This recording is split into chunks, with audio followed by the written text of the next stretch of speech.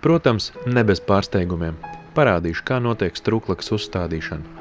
Noliktavā tiek izvēlēta attiecīgā strūklaka, iekrauta mašīnā un piegādāta galamērķī. Šajā gadījumā klients pamatni izveidoja pats, izmantojot senu dzelzbetonu plāksni, kas arī ir variants.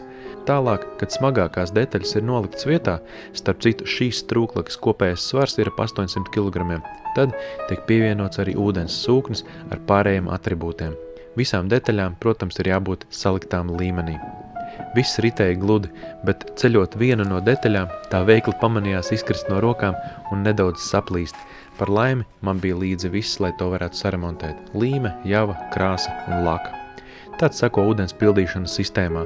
Šis ir brīdis, kad parādās patīkams satraukums un nagi niez ātrāk ieslēgt arī ūdens sūkni. Pēc dažām minūtēm, kad rezervuārā ir pietiekami daudz ūdens, strūklaka sāk darboties. Pilnīgi vienmēr ir prieks skatīties uz šiem viegli lēkājošiem un rotaļīgajiem ūdens pilieniem. Bites, kamenes un putni tiešo vietu piefiksēs ātri, un te būs regulāri viesi.